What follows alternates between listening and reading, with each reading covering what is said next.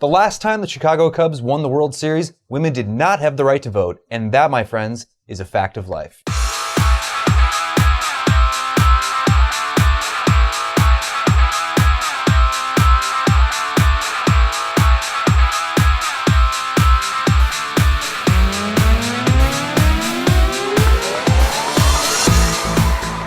Thank you, and welcome to That's the Facts of Life, where we go through all the topics that matter to you and bring you just the facts. Today's topics include FINRA goes online and their investor hotline. Before we get there, though, let's check in on that naughty list.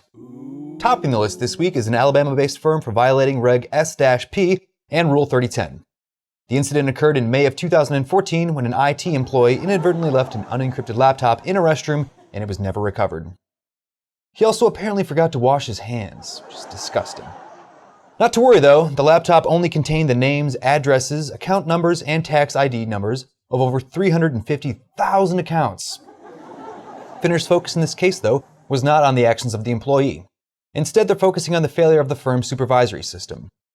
FINRA stated the firm recognized in 2009 the need to encrypt laptops, yet 5 years later still do not have policies requiring encryption, nor have they provided adequate funding to enable encryption. You would think that a firm that has seen Apple go from a fruit to a technology juggernaut would know better. In addition to the $225,000 fine, the firm is also required to conduct an internal review of its policies, systems, procedures, and training, then certify to FINRA that they're no longer 2000 and late. In other news, FINRA recently filed a new rule change with the SEC that would phase out training conducted at centers as well as in-house at brokerage firms.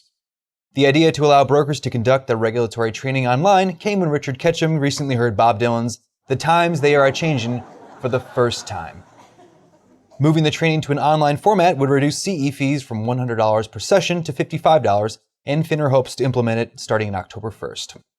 FINRA believes that this would allow registered persons to spend more time reviewing CE materials and will in turn enhance investor protection.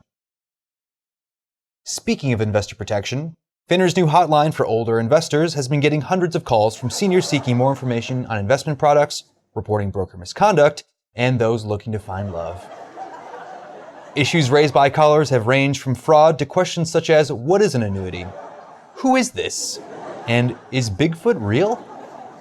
FINRA found that in the past, some older investors would just stroll into the regional office in Boca Raton to voice concerns and ask questions about their broker or brokerage account and the weather. Finally, at the end of last year, FINRA decided it needed to do more to help serve older investors and protect them from financial abuse. And that's when the hotline was born.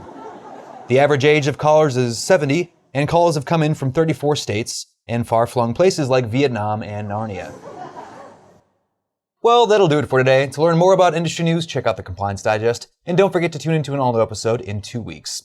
And in case you didn't know, the United States hasn't even made it to the top 50 list of the longest-lasting empires. And that, my friends, is a fact of life.